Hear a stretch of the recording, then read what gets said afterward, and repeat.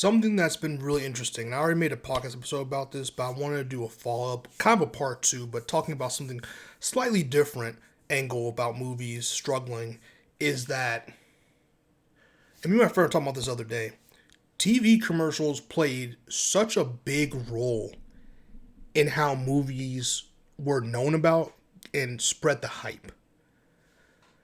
Because if you don't know, basically this past weekend's box office that I'm recording this video had one of the worst box office we've seen since, which is kind of funny enough, the 5 year anniversary of the shutdown of COVID-19, at least here in the United States, right?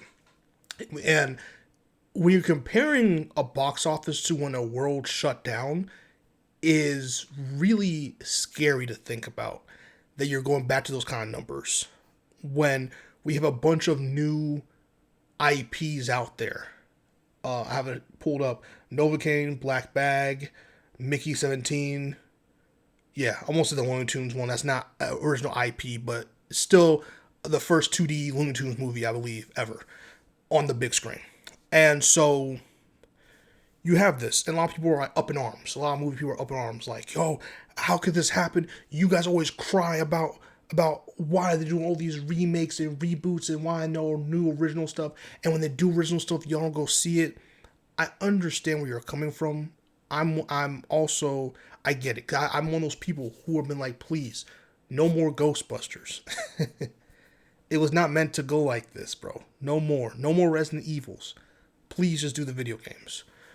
So I get it. But I think something that's really important to think about also, besides just the price of movies being crazy, and that, yes, as an avid moviegoer or avid movie fan, you think the $20 is worth it. A lot of people who are struggling to put food on their table or have to choose between bills every month or live check to check, they don't. That's a luxury to them. That $20 could be a difference between a meal that week, or getting their getting their kids ready for school, or getting, like, there's so much real world shit going on, especially in this economy right now we're living in the United States. It's deep. It's deeper than that, bro. It really is. So that $20 means something to a lot of people. So I understand them not wanting to spend $20 to go watch Black Bag, something they've seen no trailer about. They've seen no ads about. They don't know if it's good or not, and not everyone has reviewed it yet. So, like, there's not a bunch of YouTubers reviewing it or whatever. Like, there's just no, they don't know about it because some of these people watch TV or have ad supported streaming services, and some of these movies either do not have TV spots, or whatever the payment or whatever the agreement was for some of these paid medias, it's just not reaching them. So why go see a movie? We've long passed the days where you just scroll up to a movie theater because you're bored or some shit, and you just see, oh, that's a good movie poster, and then you go pay for the movie and go. It's $20. I'm not paying. People are average are not going to walk to a movie theater, look at a bunch of posters, see what looks like the coolest one, ask the box office person if the movie is good or not. The box office person gives them a quick review, and then they're like, you know what, you sold me on that. I'm gonna go see that. That's not happening anymore. In fact, most theaters don't even have a person run the box office. It's just a screen. You do a couple of taps and you get your ticket. Someone sees it to make sure you're not just walking in, rips like a receipt that's like big as a CVS receipt, and then you just like go. You know what I'm saying? So the days of that are gone. People need to be spoon fed that things are happening. Why? Because not only are TV commercials that were a huge factor and backbone into a lot of things in society, not just movies, are really irrelevant now. You also have the problem of there's so much stuff competing for people's attention. There's so much content on YouTube, on TikTok, on Instagram, on Twitter, Tubi, Zeus Network. There's the list goes on. There's so much stuff out there competing for people's attention. If you are trying to feed me a movie that I just don't care about, I'm gonna just stay home and watch something on streaming or watch something on YouTube. There's so much stuff to compete for people's attention. You have to make something really extraordinary, and then you have to really advertise that thing. And you better pray to God word of mouth gets out and then makes people want to go see it. Like what happened with Get Out? The trailers weren't the most appealing thing ever, but Jordan Peele had something I like to call social cachet. Was social cachet? Social, at least to me, social cachet is when basically you have the benefit of the doubt. You have built up some type of good press or good faith that people are going to go see whatever you make or whatever the property is. MCU has a lot of or at least they had a lot of social cachet. They're starting to run out of it now, i.e. Captain America. So Jordan Peele had a lot of cachet from the Key and Peele show, from Mad TV. People were like, yo, I respect Jordan Peele. This is directorial debut. People want to go see it. Turned out it happened to be one of the greatest movies of all movies. And so people started talking about it, especially in the black community. People in droves went to go see this thing. And it's built his social cachet up even more. So when Us came out, stormed. Nope came out, stormed. And when his next movie comes out, that's in production right now, people are going to storm to it. That's social cachet. It takes a long time, and a lot of great things, and a lot of luck to build social cachet up to a level of that kind of magnitude. And these original IPs obviously do not have it because no one's talking about it, because no one's going to see them. Because there's other things people can go do that are compete with the time that they trust because they know, hey, I have limited time. It's another thing, especially in this society, we have so much limited time, bro. If you're an adult, you have so much limited time, bro. We have to work so hard. Some people work. I'm seeing people, bro. The average person out here working 2 jobs to pay for their living, bro. So I'm sorry, they're just not. They're really selective on how they choose to spend their free time because they really need joy. They need to experience something amazing, something good. And I'm sure these movies are, but to them, they're not willing to take that chance. Because not only is that $20, even if we get past that point, it's like, man, I'd much rather go turn my brain off and go watch Real Housewives or some shit. Or I'd rather go watch Suits for the millionth time. Like something that's I know I'm going to really love and it's going to bring me joy and I can just sit back, relax because I have to go back to work on Monday or some shit, right? Like, so much competing interests, so much competition. And even if you have streaming services that are ad supported, Netflix is not going to show a trailer for something that's going to appear on Max, and vice versa. Disney Plus is not going to show you a trailer for something that's going to appear on Netflix, that's going to appear on Max, that's going to appear on Paramount Plus, depending. Like you're not going to get that, and then vice versa. So, TV spots, TV trailers, commercials for these things, they're not happening too much. And that's why obviously they're pushing the social media stuff. But if you're like me, I'm not on social media like that. I really am not. So I didn't know Black Bag came out. I still don't know what's even about. Novocaine did a better job of advertising than most movies in the last year. So I understood that. Warner Bros. Discovery is actively beefing with Looney Tunes. And actually, funny enough, it came out last week. They're pulling it from theaters this week. And people love that movie. The reviews for that Looney Tunes movie is actually phenomenal. It's actually really good. And Warner Bros. Wants nothing to do with it. They're pulled it out of their library digitally, so you can't watch anything Looney Tunes. You cannot watch it anymore. As soon as they pull that movie out this week, you will never see Looney Tunes. It'll be really hard pressed unless you have the DVDs to watch Looney Tunes. That's how bad it is. So that's another aspect. Studios beefing with their own IPs and doing whatever kind of weird shit they're doing with it. So there's so many factors besides people just simply not supporting movies, bro. Like, I understand. And some people are just not supporting it because, truthfully, they do just want to watch MCU movies or watch amazing blockbusters. They want to watch the next Mission Impossible, etc., etc. But at the same time, I mean, look how bad Mickey 17's press run was, for the States anyway. It wasn't that good, bro. And again, not everyone is on social media glued to it, watching all these press junkets and all these shows and all this stuff. And I said it in my podcast episode. You got to reinvent. I'm telling you, press junkets are gonna.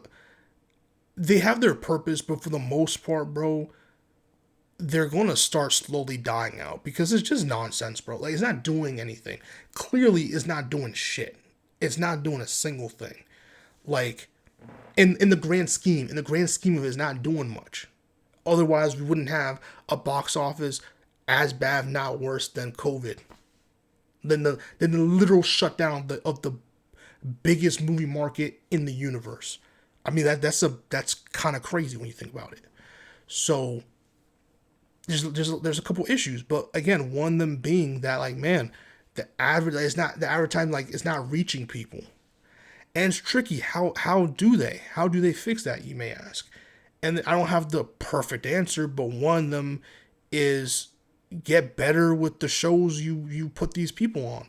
Get them to get them on podcasts that people watch. Get them on shows like Hot Ones or Chicken Shop Date. Shows like that really add an interesting premise to the advertisements, because it's awesome to see someone like, it would be awesome to see someone like Beyonce, who has this like pristine, larger than life figure to her, and then you see her get destroyed over some hot wings. That would attract millions of people, right? Stuff like that to it. It's way more clippable than a press junket. That's them sitting in a room with revolving people asking the same fucking questions in which they cannot answer anyway. So it's like, yeah, and it's so mundane, bro. And then obviously late night shows have their purpose. Those still are really good places to advertise movies, because a lot of people either tune into late night shows or at least tune into the clips that late night shows put up on their YouTube channels and stuff. So that is a huge one that they should keep pressing to do that. If not, do it more, ramp it up. And, again, you need to find a way to start doing TV spots. And it may not work because maybe network television is truly abandoned. Maybe those cord cutters are still at it, but there's such a big portion that Hollywood is not targeting, right? It's middle of America, right? It's sometimes the Pacific Northwest. It's also down south. It's also somewhere it's like Washington, D.C., Massachusetts, some of these places, Maine, some of these places where they just completely act like they don't exist. They act like New York, L.A., London, only places that matter. And yes, they have a huge market. I understand. With that being said, clearly that market, literally the numbers suggest that is not enough.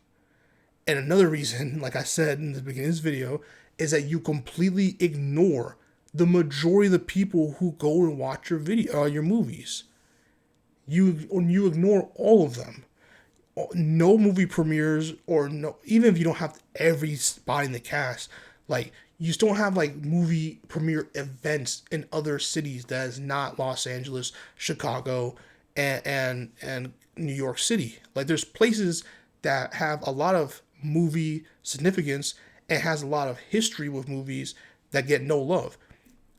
The DMV, DC, Maryland, Virginia, has produced some of the most talented people on planet Earth. Not just movie people, but athletes, all these things. And we get zero love, zero events.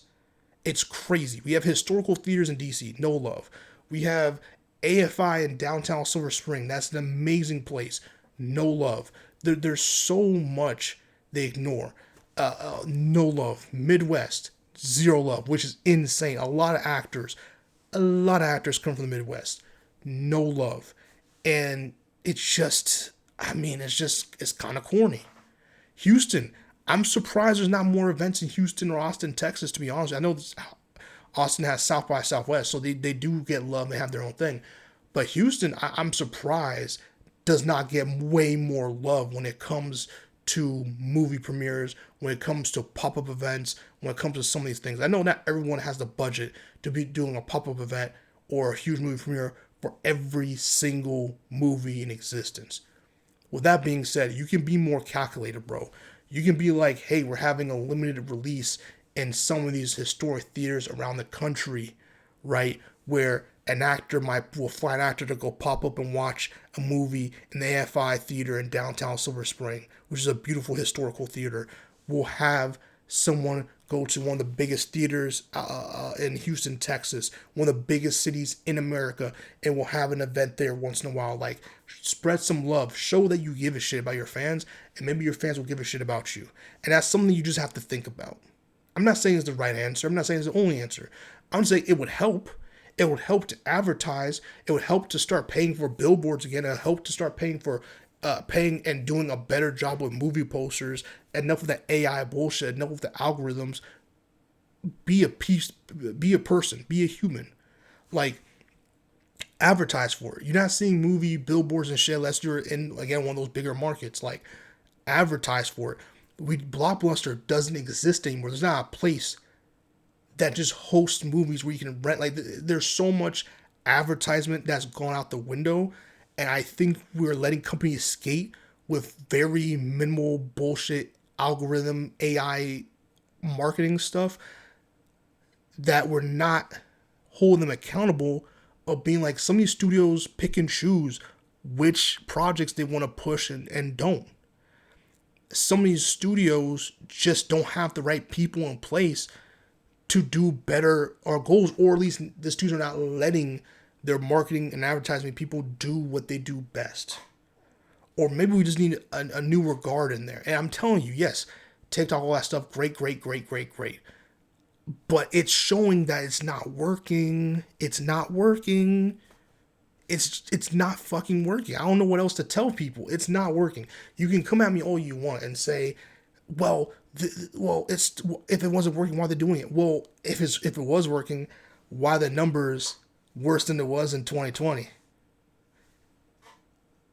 The world literally shut the fuck down. They weren't even. How can we be back to those numbers? You tell me it's working, and the data's showing me that it's even worse. It's showing me that people don't care. And sure, it could be that people just are fed up and don't care. It also could be the studios have squandered a lot of goodwill that people had to give them their money. Popcorn buckets cost like $1 billion for these specialized popcorn buckets. Theater tickets are like $20 per person in a family. You know, you have a movie out, it lasts like 3 weeks before it's on video on demand. The fuck you want from people? No, seriously, what do you want from people? Because it seems like the studios are going out of their way to make it such a streamlined. It's like a limited release. It's like when Netflix releases something, Netflix or Amazon releases something for a limited run because they know obviously they want it on Netflix primarily. That's how the studios run this shit. Because Warner Brothers has Max. Well, we need more subscribers on Max, so we're going to have a limited release. We're going to pull it because sorry for your busy schedule, but you couldn't make it in this 3-week release window. But guess what? If you pay $9.99 a month or $16.99 a month or whatever the shit is, you can watch it at the comfort of your own home. You don't even have to. You have your PJs on and watch as a family right there. So hey, man, I just wish we could back off of people a little bit and put some blame, rightfully so, on the studios who have taken an entertainment process that is for the people and have made it such a luxury good and think they have so much social cachet that they can just get away with whatever they want. And it's their business practices and ill will towards the actors and writers, well, definitely the actors and writers and makeup artists who help movies go. And they screwed them over, and the whole world saw them with that protest. That protest also did damage. Some people do not want to support these studios. Some people saw what Warner Bros. Discovery did with Batgirl, did with the other Looney Tunes movie. And we're like, yo, I'm not spending another cent on another movie you make. Fuck you. A lot of people paying for these streaming services. You're just deleting shit off your streaming services. Fuck you. I'm not spending another dollar. I'm voting and boycotting with my wallet. And to that, I say good for those people. Because these studios have done it over and over again where they screw people over. Not only just the people who watch these movies, they screw over people who make these movies. They gatekeep so many good ideas. And they also are irresponsible. Why the fuck did Mickey 17 have a $130 million budget? I'm not saying the director didn't garner that kind of love. I'm saying from a logical sense, you didn't need to give that kind of budget because you know you're not making it back.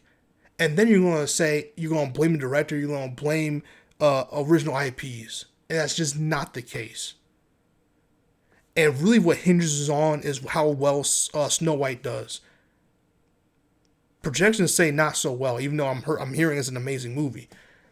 If that's not an original IP, so if that does poorly, we're gonna have to come back here and have a whole new conversation about it. Like, comment, subscribe, and share, and please share your thoughts down below. Let me know what your opinions are about movies, about what's going on. Am I crazy? Am I tripping? I could be. I don't know all the answers. I'm just here to start important conversations. See you on the next one, folks. Peace.